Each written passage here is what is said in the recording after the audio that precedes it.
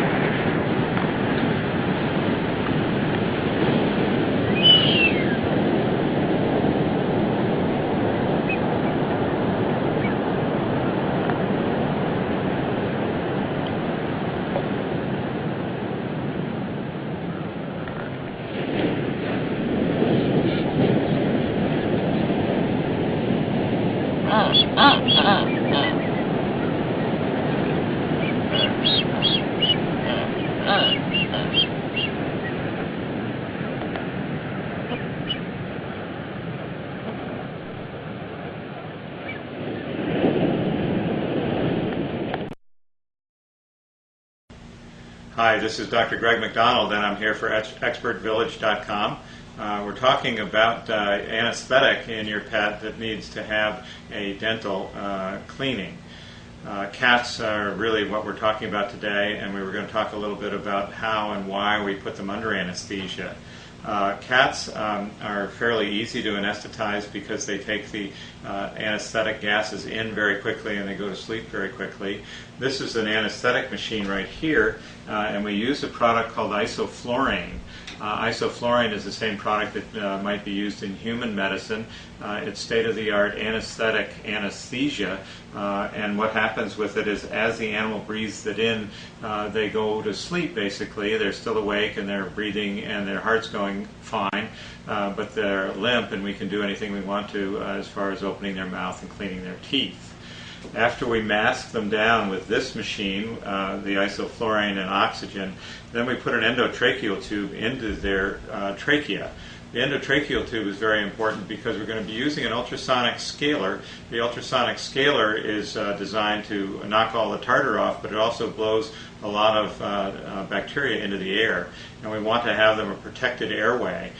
This airway has a little cuff down here that blows up, and the anesthetic gas is going through this and into the animal, and it also protects them so they don't get bacteria into their lungs. But it maintains the anesthetic for us while we have the animal under. We also have a high-speed drill in the event that we do need to do some special care with the animals as far as drilling the teeth or filling the teeth. And this is another high-speed drill. It has light, vacuum, suction, and also has a water source so that you can keep the teeth cool as you're drilling.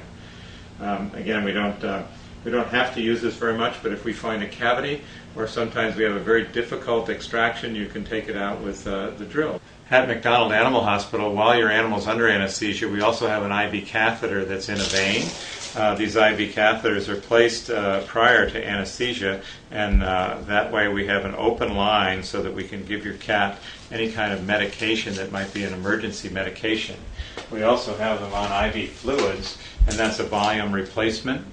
We keep the fluids going while your cat is under anesthesia, again to maintain an open vein so that we could give them emergency drugs if we needed to, but also to keep them well hydrated so that the kidneys will be perfused properly, the liver will be perfused properly, and we won't have any secondary problems when your cat wakes up.